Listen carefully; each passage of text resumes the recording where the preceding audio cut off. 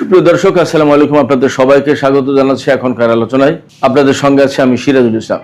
দর্শক, গতকাল সিরিয়ায় তুর্কি অবস্থানে ইসরায়েলের বিমান হামলার পর যে ফলো আপ ঘটেছে সেটা নিয়েই আমি প্রথমে আপনাদেরকে জানাই, তারপরে অন্য আলোচনায় যাব। গতকাল ইসরায়েল হামলা করার পর তুরস্কর পক্ষ থেকে তেমন কোনো বাদ প্রতিবাদ করা হয়নি।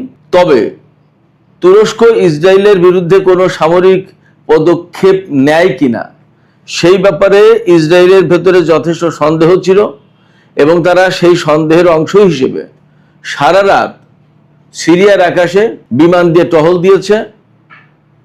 তুরস্ক কোনো রকমের সামরিক পদক্ষেপ নেয় কিনা সেটা দেখার জন্য, এবং এই টহল দেওয়ার কাজে F-35 বিমান ব্যবহার করেছে।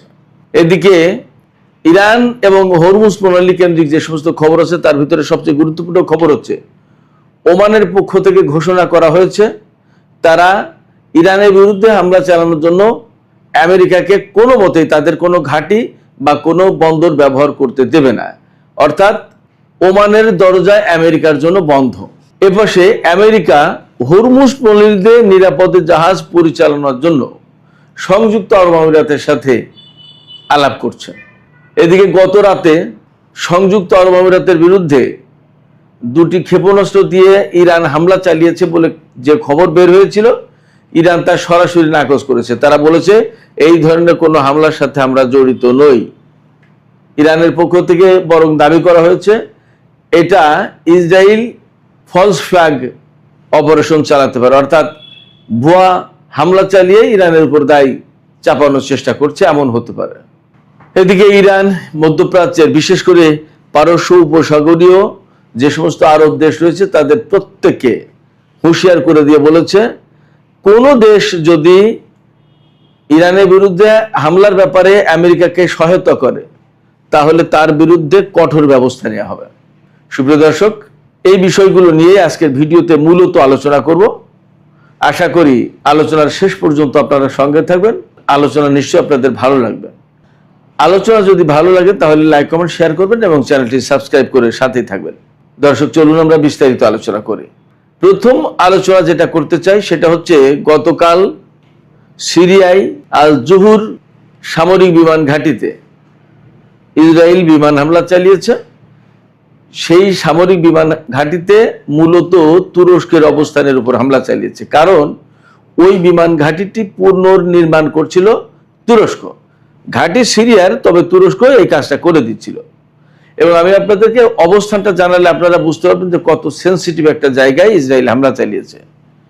এই যে বিমান ঘাঁটি যেটা আল জুহুর এয়ারবেজ, এই এয়ারবেজ এটি তুরস্ক সীমান্ত থেকে মাত্র 70 কিলোমিটার ভিতরে, সিরিয়ার ভিতরে মাত্র 70 কিলোমিটার, তার মানে কত 40-45 মাইল দূরে। এই বিমানবন্দরে ইসরায়েল হামলা চালিয়েছে। হামলা চালিয়েছে কেন? এই বিমানবন্দর যদি পুনর্নির্মাণ করা হয় সেটা তো সামরিক বিমান ঘাঁটি, তাহলে ইসরায়েলের জন্য নিরাপত্তার হুমকি হবে। এই পুনর্নির্মাণের কাজটা করছে তুরস্ক। এটা ইসরায়েল জানে না তা কিন্তু না। তার মানে কি, এখানে দুটো ব্যাপার। তুরস্ক এই কাজ করছে, এটা ইসরায়েল জেনে শুনেই হামলা চালিয়েছে। তার মানে সরাসরি তুরস্কের অবস্থানে হামলা চালানো, এক। আর দুই হচ্ছে এই ঘাঁটি সিরিয়ার অভ্যন্তরীণ ব্যাপার। সিরিয়ার বিমান ঘাঁটি এটা তুরস্ক নির্মাণ করবে নাকি ইরান নির্মাণ করবে নাকি আর একটা দেশ করবে, সেটা তো ইসরায়েলের দেখার কোনো ব্যাপার না। ইসরায়েলের এখানে কোনো খবরদারি বাস্তবায়ী হস্তক্ষেপ করার কোনো কিছু নেই। অথচ ইসরায়েল তাই করেছে। ইসরায়েল বলছে কি যে এই বিমান ঘাঁটি বা এই ধরনের বিমান ঘাঁটি নির্মাণ হলে তার নিরাপত্তার জন্য হুমকি হবে। তার নিরাপত্তার জন্য যদি হুমকি হয়, হতেই পারে, কিন্তু ইসরায়েলের যে সমস্ত বিমান ঘাঁটি আছে সেগুলো কি মধ্যপ্রাচ্যের দেশগুলোর জন্য হুমকি না? সেগুলো কি সবার জন্য প্রেমের বার্তা, ভালোবাসার বার্তা বহন করে? সিরিয়া এই মুহূর্তে ইতিহাসের সবচেয়ে সম্ভবত দুর্বল অবস্থায় আছে। সেই দেশে একটা বিমান ঘাঁটি ঠিকঠাক করা হচ্ছে, সেটা সিরিয়ার বিরুদ্ধে হুমকি হয় কি করে? সিরিয়ার যে জুলানি সরকার, এই জুলানি সরকার তো ইসরায়েলেরও আশীর্বাদ পুষ্ট সরকার। আমেরিকার সাথে তাদের মধুর সম্পর্ক চলছে, তুরস্কের সাথে তার ভালো সম্পর্ক, এবং তুরস্ক, ইসরায়েল, আমেরিকা সবাই তো একই লাইনের।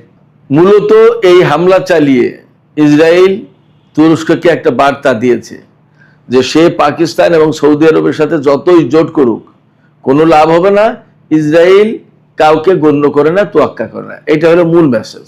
এখন এই জায়গায় তুরস্ক এবং অন্যরা কে কি করবে সেটা দেখার ব্যাপার। তবে আমি আপনাদেরকে বলি, বিভিন্ন মাধ্যম থেকে খবর পাওয়া যাচ্ছে তুরস্ক বলছে যে ইসরায়েল তাদের অবস্থানে হামলা চালায়নি, এটা তারা অস্বীকার করছে। তার মানে হচ্ছে আপাতত ধরে নেওয়া যায় যে এই হামলার কথা গোপন করার মধ্য দিয়ে নিজেদের মান সম্মান বাঁচাতে চাইছে, এটা হতে পারে একটা ব্যাপার। আর একটা হতে পারে যে সত্যি সত্যি যদি তুরস্ক ইসরায়েলের এই অন্যায় কাজের বিরুদ্ধে ব্যবস্থা নিতে চায়, তাহলে হয়তো আপাতত তারা কনফ্রন্টেশনে যাচ্ছে না, সময়ের অপেক্ষা করছে, হয়তো তারা একটু গুছিয়ে নিতে চায়, গুছিয়ে নিয়ে তারা হয়তো ইসরায়েলের বিরুদ্ধে ব্যবস্থা নেবে। তবে সেই সম্ভাবনা আমার কাছে মনে হচ্ছে এখনো কম। দেখা যাক আসলে তারা কি করে। দর্শক, ইসরায়েল এবং তুরস্কের এই ঘটনাকে কেন্দ্র করে যখন মধ্যপ্রাচ্যে নতুন উত্তেজনার প্রেক্ষাপট তৈরি হয়েছে, তখন কিন্তু আমরা আর একটা বিষয় দেখতে পাচ্ছি। ওমানকে আমেরিকার প্রেসিডেন্ট ডোনাল্ড ট্রাম্প বলেছিল গত পরশুদিন যে যদি হরমুজ প্রণালীতে জাহাজ চলাচলের ব্যাপারে ওমান কোনো বাধা সৃষ্টি করে, তাহলে ওমানকে একেবারে বোমা মেরে মাটির সাথে মিশিয়ে দেওয়া হবে। তারপর গত রাতে খবর এসছে যে মার্কিন পররাষ্ট্রমন্ত্রী মার্কো রুবিও এবং সংযুক্ত আরব আমিরাতের পররাষ্ট্রমন্ত্রী টেলিফোনে আলাপ করেছে হরমুজ প্রণালী দিয়ে জাহাজ নিরাপদে চলাচল করার জন্য, স্বাধীনভাবে জাহাজ চলাচল করবে এইটা নিশ্চিত করার জন্য। তার মানে ইরানের বিরুদ্ধে একটা অবস্থান। তো ইরানের বিরুদ্ধে আমেরিকার অবস্থান তো আছেই, ইরানের বিরুদ্ধে সংযুক্ত আরব আমিরাতের অবস্থানও আছে, এটাও ঠিক। তবে ভেতরে কিন্তু আরেকটু খবর ছিল, সেটি হচ্ছে কয়েকদিন আগে আমিই বলেছিলাম এবং আন্তর্জাতিক মিডিয়াতে এসেছিল যে সংযুক্ত আরব আমিরাত বিপুল পরিমাণ অর্থের বিনিময়ে ইরানের সাথে সম্পর্ক ভালো করতে চাইছে এবং ইরান যাতে সংযুক্ত আরব আমিরাতে হামলা না চালায় তার একটা ব্যবস্থা তারা করতে চাইছে এবং এই ব্যাপারে ইরান হয়তো ইতিবাচক সিগন্যাল দিয়েও ছিল। সেই জায়গায় গতকাল সংযুক্ত আরব আমিরাত দাবি করেছে যে ইরানের পক্ষ থেকে দুটি ব্যালিস্টিক মিসাইল দিয়ে হামলা চালানো হয়েছে সংযুক্ত আরব আমিরাতে। একটা পড়েছে আরব আমিরাতের পানিসীমায় আর একটা ভিতরে পড়েছে, ক্ষয়ক্ষতি কিছুই জানা যায়নি। এই ঘটনায় ইরানকে দায়ী করে সংযুক্ত আরব আমিরাত ইরানের সাথে সমস্ত ধরনের ব্যবসায়িক সম্পর্ক বা লেনদেন সমস্ত সবকিছু বন্ধ করে দিয়েছে। ইরান বলেছে যে আমরা তো এই হামলা করিনি, এই হামলা হয়তো ইসরায়েল বা অন্য কেউ স্যাবোটাজমূলক একটা কাজ করতে পারে, এটা অন্তর্ঘাতমূলক একটা কাজ করে জাস্ট সংযুক্ত আরব আমিরাতের সাথে ইরানের যে সম্পর্কের স্বাভাবিক একটা উন্নতি হতে পারতো হয়তো সেটা বাধাগ্রস্ত করার চেষ্টা করেছে। এখন এটা যদি সংযুক্ত আরব আমিরাত বোঝে তাহলে ভালো কথা, যদি না বোঝে তারা যে যদি এর ধারাবাহিকতায় বা এইটাকে পুঁজি করে ইরানের সাথে আবার নতুন করে শত্রুতায় যায় আর হরমুজ প্রণালী দিয়ে নিরাপদে আমেরিকার সাথে জোটবদ্ধ হয়ে জাহাজ পরিচালনার চেষ্টা করে, তাহলে বিষয়টা আবার হিতে বিপরীত হবে এবং আবার বড় ধরনের সংঘাত সংঘর্ষের পরিস্থিতি তৈরি হবে, এটা মোটামুটি ভাবে বলা যায়। সেই জায়গা থেকে ইরান বলছে যে তারা এই কাজটা করেনি, বরং এটা কেউ ভুয়া হামলা করে ইরানের ঘাড়ে দোষ চাপানোর চেষ্টা করছে। এই বিষয়টা সংযুক্ত আরব আমিরাতে দেখা উচিত। পরিস্থিতি যখন এরকম এবং ইরান কিন্তু কয়েকদিন ধরে হুমকি দিয়ে আসছে, একদম হুঁশিয়ারি উচ্চারণ করছে, আমেরিকা যদি তারা কূটনৈতিক উদ্যোগে ফিরে না আসে আর যদি তারা যুদ্ধের অবসান না ঘটায়, যদি নৌ ব্লকেট তুলে না নেয়, যদি ইরানের বৈদেশিক সম্পদ ছেড়ে না দেয়, ইরানের উপর থেকে নিষেধাজ্ঞাগুলো তুলে না নেয়, তাহলে ইরান খুব দ্রুতই অফেন্সিভ ডক্ট্রিন অনুসরণ করবে। অফেন্সিভ ডক্ট্রিন মানে হচ্ছে ইরান সরাসরি আমেরিকার সাথে নতুন করে যুদ্ধের পর্যায়ে চলে যাবে এবং যেখানে আগেই আমেরিকা হামলা চালাতো সেখানে এখন ইরান আগে আমেরিকার উপর হামলা চালাবে, এই রকমের হুঁশিয়ারি উচ্চারণ করেছে ইরান। যখন এই রকম একটা প্রেক্ষাপট চলছে, তখন সংযুক্ত আরব আমিরাতের সাথে আমেরিকার জাহাজ চলাচলের নিরাপত্তা নিয়ে আলাপ আলোচনা, এইটা নতুন করে একটা কনফ্রন্টেশন, একটা সংঘাতের সিগন্যাল দিচ্ছে। তার মানে ইরানের আপত্তি উপেক্ষা করে বা ইরানের দেখানো পথে না গিয়ে ওমান উপকূল দিয়ে যদি আমেরিকা জাহাজ পরিচালনার চেষ্টা করে, তাহলে ইরান সেখানে হামলা চালাবে, আর হামলা চালালেই আমেরিকাও ইরানের বিরুদ্ধে যুদ্ধ শুরু করবে। তাহলে তা আছে কি, নতুন করে একটা বড় রকমের যুদ্ধ শুরু হতে যাচ্ছে। এইরকম একটা প্রেক্ষাপটে ওমান বলেছে যে তাদের কোনো ঘাঁটি বন্দর দিয়ে আমেরিকাকে ইরানের বিরুদ্ধে হামলা চালাতে সহযোগিতা করা হবে না, একদম পরিষ্কার ঘোষণা। ওমান বলেছে তাদের দরজা আমেরিকার জন্য বন্ধ করে দিতে বাধ্য হয়েছে, কারণ সামান্য এদিক ওদিক হলেই মার্কিন প্রেসিডেন্ট ডোনাল্ড ট্রাম্প ওমানের উপর বোমা মেরে এই দেশটিকে একদম মাটির সাথে মিশিয়ে দেওয়ার হুমকি দেন। এটা তো অপমান। এই অপমান একটা আরব দেশ সহ্য করবে, এটা মনে হয় এখন আর সেই রকম প্রেক্ষাপট নেই।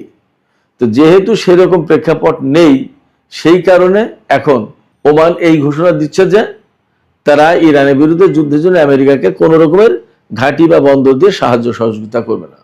এপাশে ইরান কিন্তু পারস্য উপসাগরীয় আরব দেশগুলোকে একদম সুস্পষ্টভাবে জানিয়ে দিয়েছে।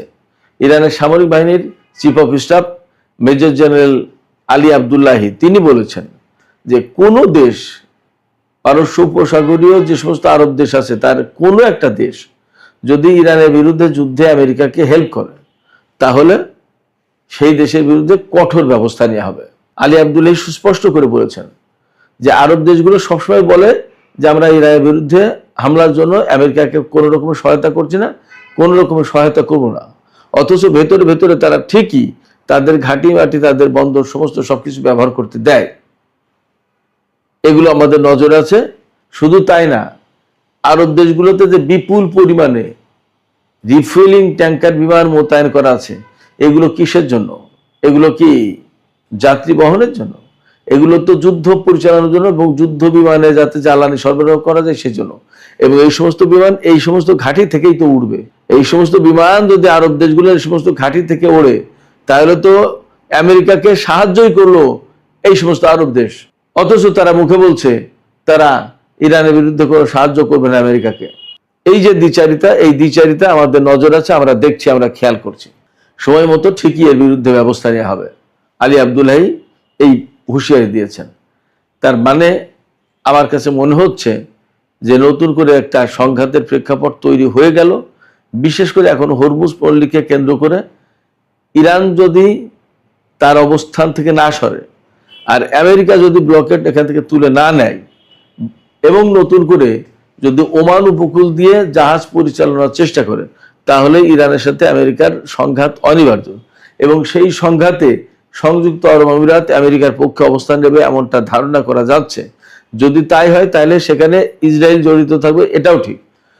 ব্যাপারটা যদি এই পর্যায়ে যায়, তাহলে এবার ইরান হয়তো একদম অল আউট যুদ্ধ শুরু করবে, সর্বাত্মক যুদ্ধ শুরু করবে।